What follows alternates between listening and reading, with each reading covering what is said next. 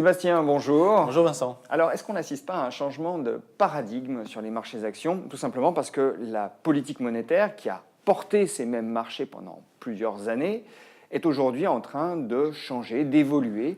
On voit notamment aux États-Unis des relèvements de taux. Ce n'était pas arrivé de façon continue comme ça depuis belle lurette. Donc, on a une inflexion. Et est-ce que la fête est tout simplement pas finie?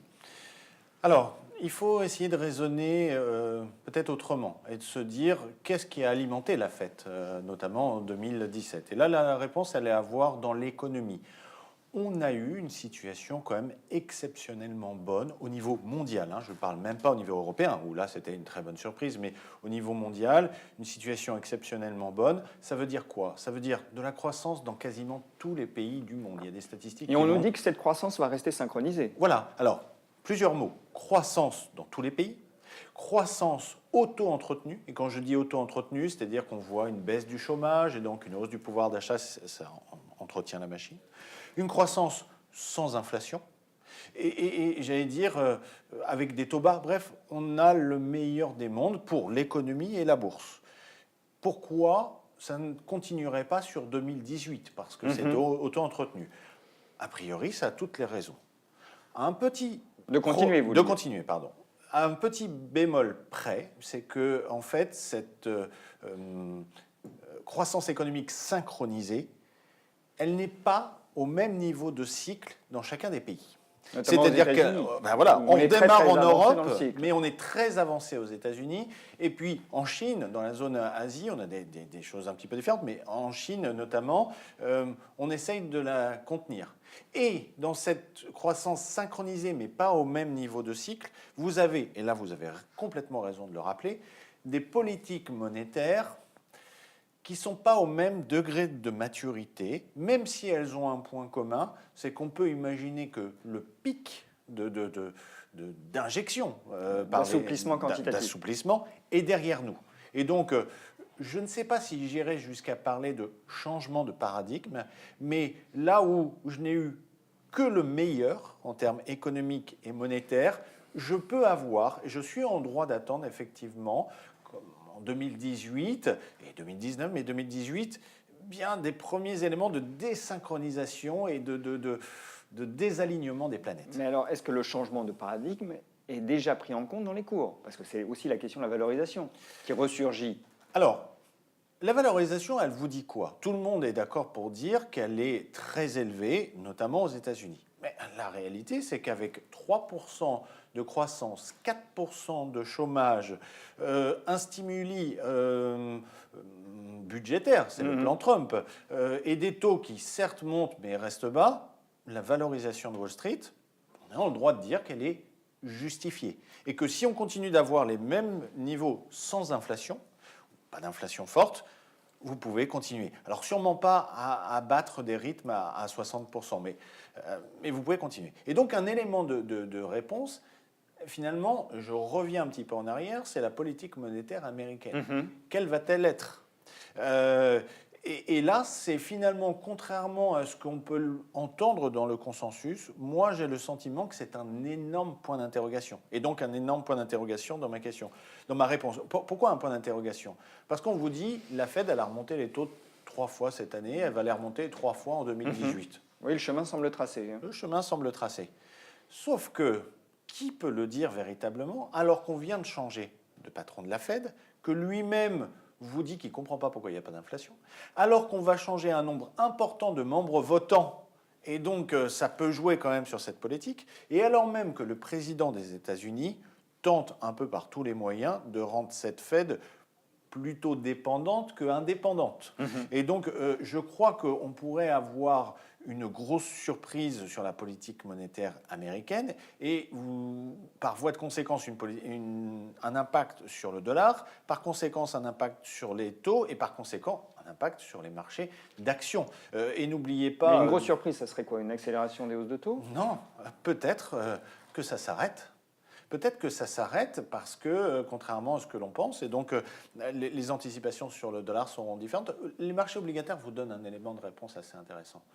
Aujourd'hui, alors qu'on pensait, à cause de la croissance et du retour de l'inflation, les taux longs aux États-Unis remontaient, c'était ce qui était attendu, et les taux courts remontaient.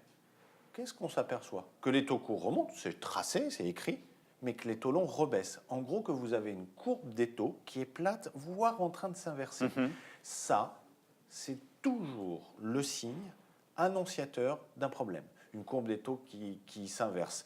La deuxième chose, ça veut dire que les marchés obligataires, eux, ne croient pas à l'inflation, ne croient pas à un emballement de la croissance économique et ne croient pas finalement à la politique attendue de la Fed. Et si vous avez une courbe qui est plate, la Fed, elle ne peut pas remonter ses taux. Donc j'ai envie de vous dire, j'ai un énorme point d'interrogation sur la Fed. Et donc sur ce beau descriptif que si elle ne remonte pas ses taux, si en l'occurrence elle ne peut pas remonter ses taux, c'est qu'on aurait un problème sur la croissance, sur la croissance, en sur fait, les prix, qu'on sera arrivé au degré de maturité du cycle économique. Certains vous disent l'économie américaine sera en récession en 2019. On n'en sait rien, mais oui, elle est sur une asymptote. Et donc là, vos valorisations ne sont plus tout d'un coup justifiées. Et c'est pour ça que je pense qu'en 2018, il va falloir s'armer d'une gomme, parce qu'en fonction de ce qu'elle va faire la Fed, vous allez pouvoir réécrire complètement le scénario et donc l'objectif des marchés de fin d'année qui, pour autant, aujourd'hui est tracé. Si vous regardez les analystes, on regarde la croissance que l'on a, aussi bien aux États-Unis qu'en Europe, ils vous disent croissance attendue des bénéfices 10%, donc hausse de la bourse américaine et européenne, plus 10%. Ça marche, ça tient. Mais entre les deux, ça va être tout autre chose, à mon avis. Donc, si vous dites qu'il faut que nous nous munissions d'une gomme, c'est que vous estimez que la volatilité, qui a été écrasée par la politique très accommodante des banques centrales, va refaire son retour. Évidemment, évidemment. Et c'est là que je dis qu'on ne peut pas vraiment extrapoler 2017 sur 2018. La volatilité, c'est le rythme cardiaque de la bourse. Est-ce que vous connaissez un marathonien qui est capable de faire 20, 40, 50, 100 km avec un rythme cardiaque qui est toujours à 20 ou à 30? Non. Et c'est là que je dis que dans ce monde qui va très bien, dans ce patient boursier qui est en bonne forme partout dans le monde, en fait, il a, si je devais prendre une image, il a un bilan sanguin qui est déréglé. Il a une volatilité, son rythme cardiaque, appelez-le comme vous voulez, qui est extrêmement basse. Il a une valorisation qui est trop haute. Il a une courbe des taux qui est anormale. Trop haute, vous disiez que finalement elle était correcte si on s'en tenait aux fondamentaux. Disons qu'elle est dans le haut de ce que vous êtes en droit d'attendre dans votre bilan. Elle est en haut, la volatilité est en bas, et entre les deux, vous avez des dérèglements, par exemple la courbe des taux. Et je pense qu'un marché, pour qu'il puisse progresser de manière saine, il a besoin que ces constantes, ce sont des constantes, reviennent à la normale, tant la volatilité que la valorisation. Et je pense qu'on a besoin d'un peu de consolidation, et c'est ce que tout le monde attend, mais on peut imaginer que ça vienne et peut-être un peu plus tôt que prévu. Qu'est-ce qu'on fait début 2018 ? Eh bien, début 2018, j'ai envie de vous dire que on attend de voir comment ça commence. Et notamment, vous savez qu'il y a ce plan Trump, la bourse l'a beaucoup joué en 2017, à mon avis. Avec excès ? Avec excès. C'est archi dans les cours, comme on dit. Et vous connaissez le vieil adage boursier, on achète la rumeur, on vend la nouvelle. Et on va commencer un peu l'année avec ça quand même. Donc j'ai envie d'être prudent là-dessus. N'oubliez pas qu'en Chine, qui va très bien la Chine, mais n'oubliez pas qu'en Chine, c'est fini la croissance à tout prix. Ce que l'on veut, c'est éviter une bulle de crédit. Ce que l'on veut, c'est éviter une surchauffe économique qui produit, par exemple, des problèmes de pollution. Parce que c'est plus ça dont veulent les Chinois, et on le voit à Pékin. Et donc, on peut avoir là aussi peut-être une volonté, et on commence à le sentir une fois que les échéances politiques sont passées en Chine, une volonté de calmer le jeu. Ça pourrait faire baisser un peu les matières premières. Quant à l'Europe, je dirais que tout va très bien, mais vous avez vu que même en allant très bien, ça ne permet pas forcément, étonnamment d'ailleurs, de pousser ces marchés aussi haut qu'on pourrait l'imaginer. Donc moi j'ai envie de vous dire, allez, première semaine de l'année, je pense que c'est là qu'on peut avoir un peu une mauvaise surprise et qu'il faut être un peu prudent avec ce retour de la volatilité. Donc vous recommandez la prudence en ce début 2018, oui. Et puis attendre que le scénario s'éclaircisse. Oui, pour le réécrire, parce que je pense qu'on va avoir plein de choses qui vont se remettre au bon niveau et qui vont nous permettre de nous éclaircir sur la vue de marché. Sébastien, merci. Merci.